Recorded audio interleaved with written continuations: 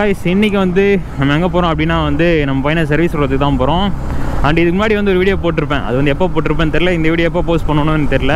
MT-15 வந்து MT-15 என்னென்னலாம் பிரச்சனை இருக்குது, டோன் பை MT-15 அப்படின்னு சொல்லிட்டு தம்ப்நெயில் வச்சு போட்டிருப்பேன். நான் சும்மா நான் வந்து இந்த வண்டியில் என்னென்னலாம் ஃபேஸ் பண்ணேன், நிறைய பேர் சொல்லி வந்து என்னென்னலாம் ஃபேஸ் பண்ணேன்னு சொல்லிட்டு அந்த வீடியோவில் நான் தெளிவாக சொல்லியிருப்பேன். ஸோ அந்த வீடியோ பார்க்கலாம், செக் பண்ணி பாருங்கள். அந்த வீடியோ பார்த்துட்டு இந்த வீடியோ பாருங்கள். இந்த வண்டியில் என்னென்னலாம் பிரச்சனை இருக்குன்றதை நான் இப்பயும் சொல்கிறேன் இன்னொரு வாட்டி.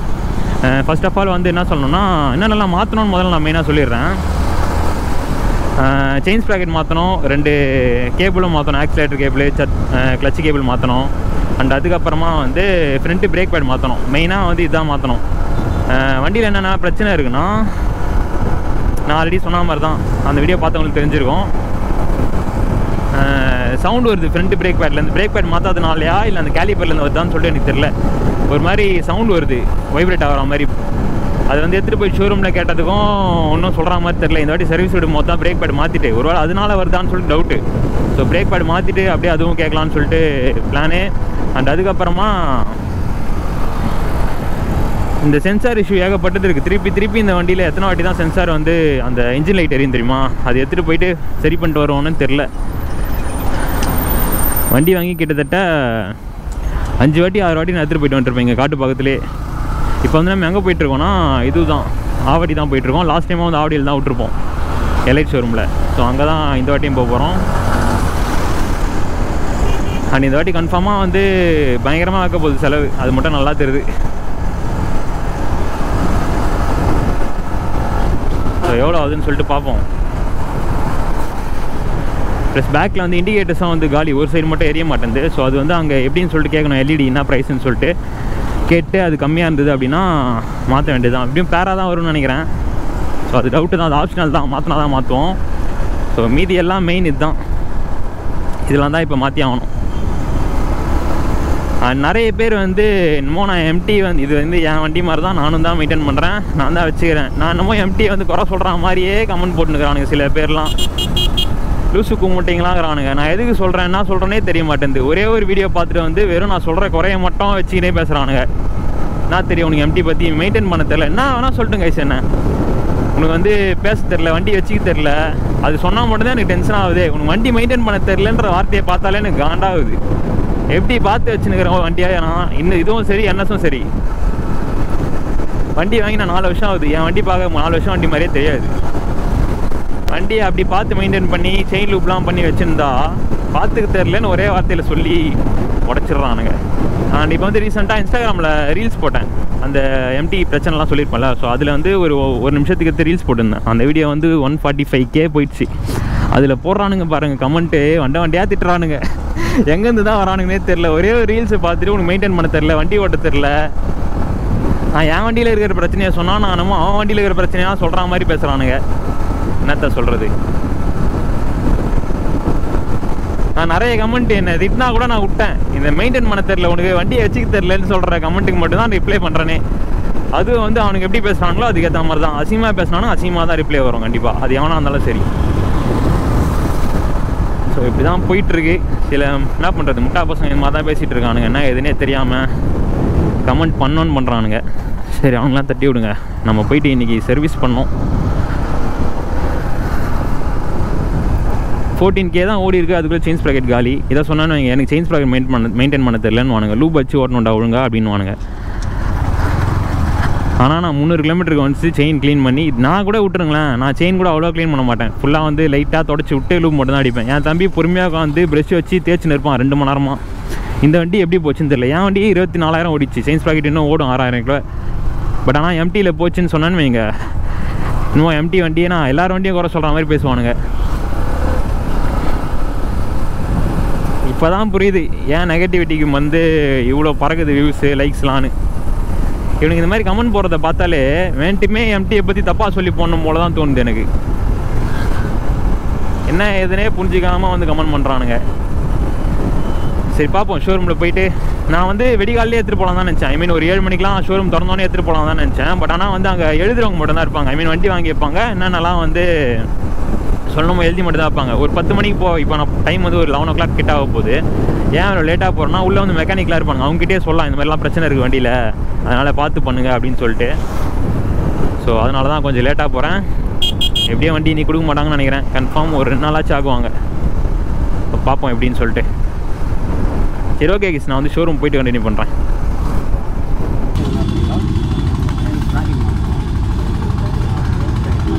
அங்கே தான் பண்ணியிருந்தோம், கடைசியாக ஒரு 3 சர்வீஸ் இங்கே தான் பண்ணேன். அதுதான் பண்ணி நீங்கள் அங்கே தான் ஃபஸ்ட் சர்வீஸ்.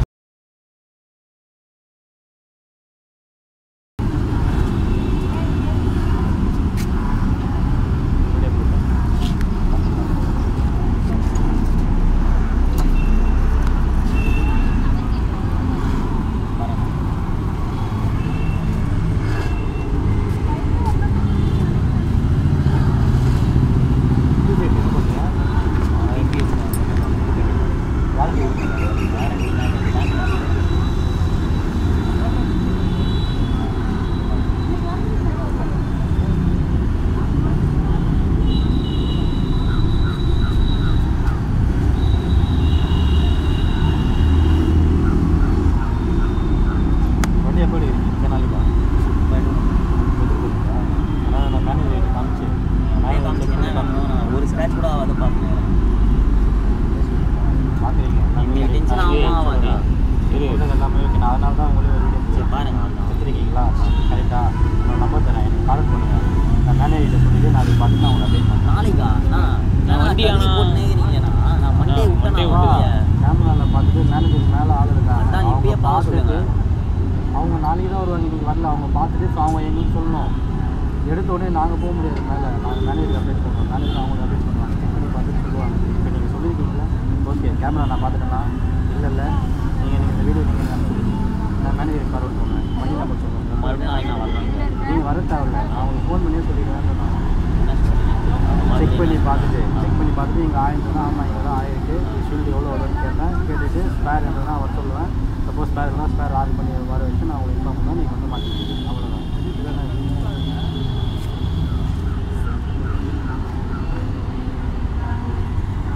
வண்டி எப்போ விட்டீங்க? மண்டே. சரி வண்டி சாவிடுறேன்.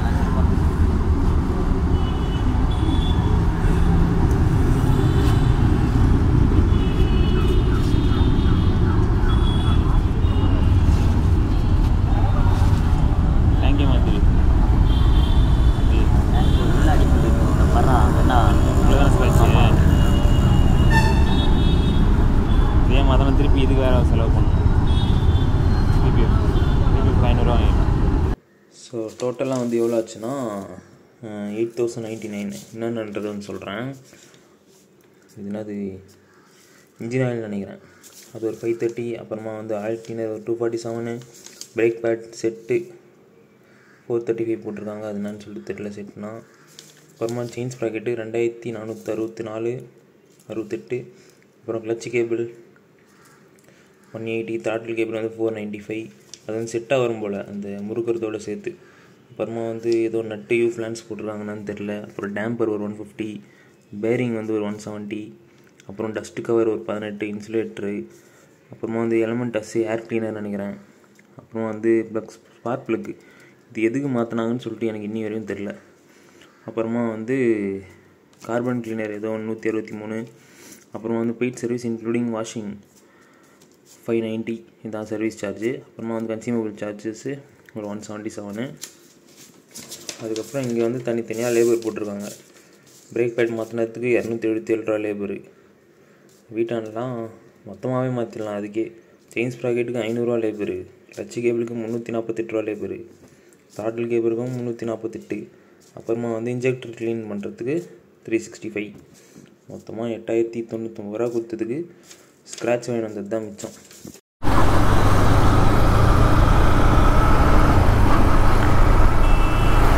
ஸோ கைஸ், அந்த கிளிப்பை வந்து பார்த்தீங்களா இல்லையா, அது வந்து என்ன ஆச்சுன்னா வண்டியில் வந்து ஸ்க்ராட்ச் பண்ணிட்டாங்க. ஆல்ரெடி நான் வண்டி கொடுத்தது என்றைக்குன்னா மண்டே, அது ஒரு 2 நாள் வந்து கொடுத்துருவோன்னு சொல்லிட்டு சொன்னாங்க, ஏன்னா வண்டி வந்து நிறைய இருக்குதுன்னு சொல்லிட்டு. அப்புறம் பார்த்தா தேர்ஸ்டே தான் கொடுப்போன்ட்டாங்க.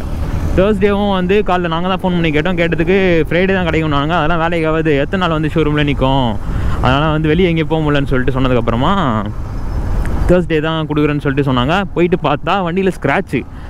அண்ட் பில்லு வந்து பார்த்துருப்பீங்க 8000 ரூபாய். நான் வந்து என்னென்னலாம் சொல்லியிருப்பேன், எது இதெல்லாம் மாற்றிருக்குன்னு சொல்லிட்டு. ஸ்பார்க் ப்ளக் ஏன் மாற்றினாங்கன்னு தெரில. நான் வந்து ஸ்பார்க் ப்ளக்லாம் மாற்றவே சொல்ல, ஏன் அது மாற்றினாங்கன்னு சொல்லிட்டு தெரில. வண்டி நல்லா தான் ஓடிட்டுருக்கு. ஸ்பார்க் ப்ளக் இதில் இருக்கிறது சிங்கிள் தான், அது போயிருந்தால் வண்டியே வந்து ஓடாது. அது ஏன் மாற்றினாங்கன்னு சொல்லிட்டு தெரில. கேட்டால் வந்து போயிருந்தால் நாங்களே மாற்றிடுவோம் அப்படின்றாங்க. ஸ்க்ராட்ச் சரி அது கூட விடுங்களேன், 8000 ரூபா பில்லு ஆகும்னு சொல்லி முன்னாடி நான் எஸ்டிமேட் பண்ணி தான் போயிருந்தேன். பில்லு கூட விடுங்கன்னா நல்லா பண்ணாங்கன்னு சொல்லிட்டு அது நான் சொல்லியிருப்பேன். அது வந்து பாருங்கள் நல்லா. அண்ட் அதுக்கப்புறமா ஸ்க்ராட்ச் தான் விஷயம் தான். நான் வந்து நல்ல வேலை ப்ரூஃப் வந்து முன்னாடியே எடுத்தேன். வண்டி வந்து சர்வீஸ் விடும்போது வண்டியை சுற்றி ஒரு வீடியோ மட்டும் எடுத்து வச்சுக்கிட்டேன். அவங்களே தான் எடுக்க சொன்னாங்க, அதனால் எடுத்து வச்சாச்சு. நல்ல வேலை. இப்போ போய் பார்த்தா டேங்க்கில் வந்து இந்த இடத்துல ஸ்க்ராட்சு. அது வந்து ஏன் ஸ்க்ராட்ச் ஆச்சு, நீங்கள் தானே பொறுப்பு அப்படின்னு சொல்லிட்டு கேட்டால் ஃபஸ்ட்டு என்ன சொன்னார்னா, அவர் என் தம்பி செம்ம டென்ஷன் ஆகிட்டான். என்ன சொன்னார்னா, சரி பார்த்துக்கலாம், மேனேஜர்கிட்ட எதுவும் நான் சொல்கிறேன், அது வந்து ரீப்ளேஸ் பண்ணுறதோ என்ன பண்ணுறதோ பண்ணிக்கலாம். நாங்கள் உள்ளே வந்து வண்டி எடுத்துகிட்டு போயிட்டு வந்தோம். அப்பயும் வந்து இன்ஜின் லைட் ஆஃப் பண்ணவே இல்லை. இன்ஜின் லைட் வந்து சென்சார் பார்க்கவே இல்லை. என்ன தான் வந்து சர்வீஸ் பண்ணாங்கன்னு சொல்லிட்டு தெரியல. அதெல்லாம் செக் பண்ணாமே அப்படியே கொடுத்துட்டாங்க. அதுவும் நாங்கள் பார்க்கலன்னா அப்படியே தான் வந்திருக்கோம். அந்த ஸ்ப்ராக்கெட் மாற்றியாச்சு, கிளச் கேபிள் அது இதுன்னு எல்லாமே வந்து மாற்றியாச்சு. இந்த ஸ்க்ராட்ச் விஷயம் மட்டும் நல்ல வேலை. அது வந்து உள்ளே அதான் முழுசாக சொல்லிடுறேன் கதையை. நான் உள்ளே வந்து எடுத்துகிட்டு போனாங்க. எடுத்துகிட்டு போயிட்டு மேலே பாலிஷ் பண்ணி தேய்ச்சதுக்கப்புறமா ஸ்க்ராட்ச் வந்து டேங்க்கில் ஆகலை, மேலே பிபிஎஃப்ல மட்டும் தான் ஆகிருக்கு அப்படின்றாங்க. சரி பிபிஎஃப்ல ஆனாலும் நான் ஸ்க்ராட்ச் தானே, அதுக்கு ஏதாச்சும் பண்ணி கொடுங்க அப்படின்னதுக்கப்புறமா அதுக்கெலாம் நாங்கள் எதுவும் பண்ண முடியாது. பிபிஎஃப் வந்து ஃபஸ்ட்டு என்ன கதை விட்டாங்கன்னா, வாட்டர் வாஷில் ஆயிடுச்சின்னு சொல்லிட்டு கதை விட்டாங்க. 4வது படிக்கிற பையன் கூப்பிட்டு கேட்டால் கூட சொல்லுவான், இது வந்து ஸ்க்ராட்சா இல்லை வாட்டர் வாஷில் வந்து போனதான்னு சொல்லிட்டு அப்படியே கதை கொடுக்குறாங்க. மனசாட்சியே இல்லாமல் புழுகுறானுங்க அப்படியே. அண்ட் அதுக்கப்புறமா இது வந்து நான் ஒத்துக்கவே இல்லை கைஸ். கடைசி வரைக்கும் என் கோப்ரோ வேறு ஆஃப் ஆகிடுச்சு. அதனால தான் இப்போ தனியாக வந்து நான் ரெக்கார்ட் பண்ணி போட்டுட்ருக்கேன். அதனால் வந்து அங்கே மேனேஜர்லாம் செம்ம நெக்கலாக பேசுகிறாங்க. அவங்க மேலே தப்பு வச்சுட்டு உள்ளே நாங்கள் சிசிடிவி எடுங்க பார்க்கலாம் அப்படின்னு சொல்லிட்டு சொன்னாலும் அதெல்லாம் வந்து காமிக்க முடியாது உங்களுக்கு அப்படின்றாங்க. அதுக்கப்புறமா நாங்கள் செக் பண்ணிட்டு வேணால் நாளைக்கு ஃபோன் பண்ணுறோம் அப்படின்னாங்க. அது மறுநாள் வந்து ஃபோன் பண்ணதுக்கப்புறமா இது வந்து வாட்டர் வாஷ் ஆல்லாம் இல்லை, பூனை வந்து ஏறிச்சுன்றாங்க. நான் அந்த ஃபோட்டோ கூட ஆட் பண்ணுறேன் சைடில் பாருங்கள் நீங்கள். பார்த்தீங்களா, இந்த ஃபோட்டோ வந்து பூனை ஸ்க்ராட்ச் பண்ண மாதிரியோ இல்லை வாட்டர் வாஷில் தேஞ்ச மாதிரியா இருக்குது. க்ளீனாக தெரியுது. அவங்க தான் வந்து மெக்கானிக்ஸ் உள்ளே ஒர்க் பண்ணுவாங்களே, அவங்க தான் வந்து பண்ணியிருக்காங்க. எதையோ ஒன்று ஸ்க்ராட்ச் ஆகிருக்கு, அது அவங்களால தான் ஆகிருக்கு. 4 நாள் வண்டி இங்கே விட்டு போயிட்டு அவங்க நாங்களாம் எதுவும் பண்ண முடியாது அப்படின்னு சொல்லிட்டு ஓவராக பேசுகிறாங்க. தெரியாமல் ஸ்க்ராட்ச் ஆகிடுச்சின்னு சொல்லியிருந்தால் பரவாயில்ல. அண்ட் அதுக்கப்புறமா நாங்கள் என்ன பண்ணோன்னா, மேலே இருக்க பிபிஎஃபே வந்து பிச்சுட்டு டேங்க்கில் ஸ்க்ராட்ச் ஆகிடுச்சுன்னா நீங்கள் தான் பண்ணி தரணும், பிபிஎஃப் கூட நான் பார்த்துக்கிறேன் அப்படின்னு சொன்னதுக்கப்புறமா மேலே பிபிஎஃப் மட்டும் ஆகிருக்கு, உள்ள டேங்க்கில் வந்து ஆகலை. அதனால் வந்து விட்டோம் நாங்கள். அவங்க மேலே தப்பு வச்சுன்னு ஆமாம் தெரியாமல் ஆயிடுச்சின்னு சொல்லிட்டு சொன்னால் கூட பரவாயில்ல.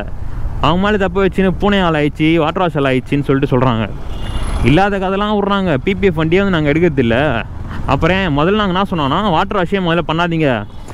ஏன்னா வாட்டர் வாஷ் பண்ணால் வந்து இண்டிகேட்டர் போயிடுது, உள்ளே வந்து தண்ணி போச்சுன்னா இண்டிகேட்டர் வந்து சர்க்யூட் ஆகிட்டு ஒர்க் ஆக மாட்டேங்குது, ஷார்ட் சர்க்யூட் ஆகிடுதுன்னு சொல்லிட்டு நாங்கள் வாட்டர் வாஷே பண்ணாதோம்.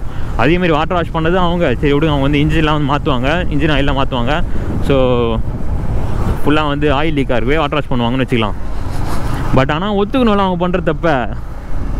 அதுதான் செம்ம டென்ஷன் ஆகிடுச்சு அன்றைக்கி. ஓப்பரா ஒர்க் ஆகலை, ரிட்டன் வீடியோவும் எடுக்க முடியல என்னால். அதனால தான் இப்போ தனியாக வந்து நான் ரெக்கார்ட் பண்ணி போட்டுட்ருக்கேன். வண்டி எவ்வளோ ஆச்சு பில்லும் ப்ளஸ் என்ன ஆச்சுன்னு சொல்லிட்டுருக்கேன்.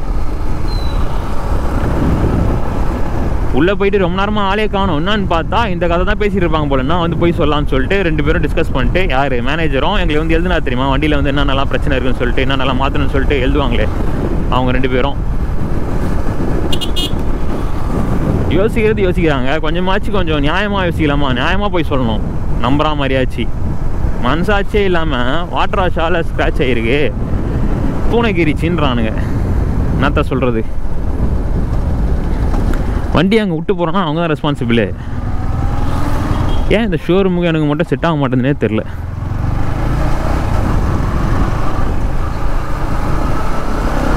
மற்றபடி எல்லாமே மாற்றியாச்சு. Clutch cable, accelerator cable, chain sprocket and பழைய செயின் ஸ்ப்ராக்கெட்டை வந்து வாங்கிட்டு வந்துட்டோம். அதை வந்து க்ளீன் பண்ணிட்டு நம்ம ஷோ கேஸாக மாட்டிடலாம், வீட்லேயே பயங்கரமாக இருக்கும். கடைசி வரைக்கும் அவங்க ஒத்து வேலை கைசாது எங்களால் தான் வந்ததுன்னு சொல்லிட்டு. சிசிடிவி கொடுனாலும் கொடுக்கல, நாங்கள் வந்து பார்க்குறோம், செக் பண்ணி பார்க்கலாம் அப்படின்னு சொன்னாலும் நம்ம ஒத்துக்கல. கடைசி வரைக்கும் அதிலே தான் நிற்கிறானுங்க. பூனைக்கிரிச்சு நாங்கள் என்ன பண்ணுறது, பிபிஎஃப் வண்டியை நாங்கள் எடுக்கிறது கிடையாது, அன்றைக்கி தெரியாமல் எடுத்துனோம் அப்படின்றானுங்க. பிபிஎஃப்க்கும் சர்வீஸ் பண்ணுறதுக்கு சம்மந்தமே கிடையாது. வண்டி ஸ்க்ராட்ச் ஆகக்கூடாது, நாங்கள் பிபிஎஃப் போட்டு வச்சுருக்கோம். அதெல்லாம் வந்து அவனுக்கு எப்படி சொல்லுவானுங்கன்னு தெரில. எதனா போய் சொல்லணும், அதுக்கு கண்டதே வளர்றானுங்க.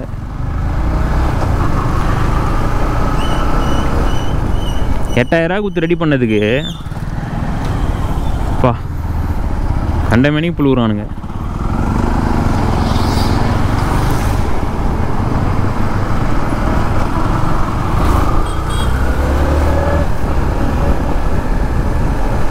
லோக்கல்லையும் எதுவும் மெக்கானிக் செட் ஆகலை. செட் ஆனால் இங்கேயே விட்டுருவோம் பெஸ்ட்டு. பக்காவாக ஒரு மெக்கானிக் மட்டும் செட் ஆச்சுன்னா வேறு வழியே இல்லாமல் தான் ஷோரூமுக்கு எடுத்துன்னு போயிட்டு இருக்கதா இருக்குது. செயின் ஸ்ப்ராக்கெட்டுங்க இதில் ரேட் அதிகம். ப்ளஸ் பெய்ட் சர்வீஸ்ன்றதுனால ஒன்றுத்துக்கு லேபர் சார்ஜ். இந்த கிளச் கேபிளுக்கு லேபர் சார்ஜ், பிரேக் கேபிளுக்கு லேபர் சார்ஜ் தனியாக, ப்ளஸ் ஸ்ப்ராக்கெட்டுக்கு தனியாக லேபர் சார்ஜ் ஒன்றுத்துக்கும். ப்ளஸ் ஜென்ரலாக வந்து வண்டி ஃபுல்லாக சர்வீஸ் பண்ணுவாங்களா, ஸோ அதுக்கு தனியாக லேபர் சார்ஜ். போன வாட்டி வந்து லாஸ்ட் டைம் சர்வீஸ் பண்ணும்போது வந்து வாட்டர் வாஷ்க்கு தனியாக பில் போட்டாங்க. வாட்டர் வாஷ்க்கெலாம் வந்து தனியாக 100 ரூபா ஒன்று போட்டாங்க. இந்த வாட்டி வந்து வாட்டர் வாஷ்க்கலாமா போடுவீங்கன்னு சொல்லி கேட்டதுக்கு வாட்டர் வாஷ்க்கெலாம் கிடையாது, யார் வந்து உங்களுக்கு ஆட் பண்ணா அப்படின்னு சொல்லிட்டு எழுதுறவர் சொல்கிறாரு. சரியான ஷாக்கு எங்களுக்கு. அதனால் வந்து ஒரு வாட்டர் வாஷ் வந்து ஃப்ரீயாக கொடுத்துறாங்க எங்களுக்கு. அந்த பில்லுலேயே வந்து பின்னாடி எழுதி கொடுத்துறாங்க. எனக்கு அதுனே தெரில. அவங்க வந்து கிளியராக ஒன்றுத்துக்கும் தனியாக போட்டால் பரவாயில்ல, ப்ளஸ்ன்னு சொல்லிட்டு இவ்வளோன்னு சொல்லிட்டு ஒரு மாதிரி புரியாத மாதிரி போட்டுறாங்க பில்லுலேயே. அது என்னென்னு தனியாக அவங்ககிட்ட கேட்டால் தான் தெரியுது இதுக்குன்னு சொல்லிட்டு. சர்வீஸ் பண்ணதுக்கப்புறமா தான் வண்டி கொஞ்சம் பரவாயில்ல. இன்னமும் அந்த ஃப்ரண்ட்டு கேலிபர் பிரச்சனை வந்து போல. அண்ட் அதுக்கப்புறமா வந்து அந்த ஸ்பீடோமீட்டர் இஷ்யூ சொல்லியிருந்தாலும் அதை மறந்தே போய்டும் பாருங்கள். அதுக்கு வந்து என்ன சொன்னாங்களா, நாங்கள் பார்க்க மாட்டோம், ஃபஸ்ட் சர்வீஸ் வந்து நீங்கள் எங்கே விட்டிங்களோ அவங்க அங்கே தான் எடுத்துகிட்டு போகணுன்ட்டாங்க. அது ஏதோ உள்ள டேட்டாலாம் வந்து ரெக்கார்டாக இருக்கும் போல். ஸோ அது என்ன பிரச்சனைன்னு சொல்லிட்டு ஃபஸ்ட் சர்வீஸ் எங்கே விட்டிங்களோ அங்கே கேட்டால் தான் தெரியும் அப்படின்ட்டாங்க. அதனால் வந்து அந்த இஷ்யூ வந்து சில டைம் வருது, சில டைம் வர மாட்டேங்குது. அது எதுவுமே பண்ண முடியல. இங்கே லோக்கலில் தான் காட்டுப்பாக்கத்தில் திரும்பி கேட்கணும். அதை அங்கே வேறு திருப்பி போனோமான் இருக்குது. பார்ப்போம். சரி, ஓகே கைஸ், இந்த வீடியோ வந்து நான் இதோட எண்ட் பண்ணிக்கிறேன். அண்ட் அடுத்த வீடியோ வந்து ஸ்க்ராம்ப்ளர் 400 வீடியோ வரும் கண்டிப்பாக. என் ஃப்ரெண்ட் இப்போ தான் டெலிவரி எடுத்தான். அது வந்து திடீர்னு டெலிவரி எடுத்து சொல்லிட்டாங்க போல். அதனால் என்னால் போக முடியல, எல்லாம் டெலிவரிக்கு நான் போயிருப்பேன் கண்டிப்பாக. ஸோ அந்த வீடியோ வந்து நாளைக்கு வரும். அந்த வீடியோட ரிவ்யூவும் வரும். ப்ளஸ் அந்த வண்டிக்கு வந்து பிபிஎஃப் போட போகிறோம், ஐ மீன் லேமினேஷன் போட போகிறோம் நம்ம வண்டிக்கு போட்ட மாதிரி. ஸோ அதுவும் வந்து அடுத்த வீடியோவில் வரும். ஆனால் அந்த எம்டி வந்து ஸ்க்ராட்ச் ஆச்சுல, அது என்ன பண்ணோன்னா புதுப்பேட் போயிட்டு ஒரு சைடு மட்டும் லேமினேட் பண்ணோன்ற திருப்பி. நல்ல வேலை டேங்க்கில் ஸ்க்ராட்ச் பண்ணலாம் அவனுங்க. ஸோ பார்ப்போம். சரி, ஓகே கைஸ், நான் வந்து இதோட இந்த வீடியோ முடிச்சுக்கிறேன். அடுத்த வீடியோவில் பார்க்கலாம்.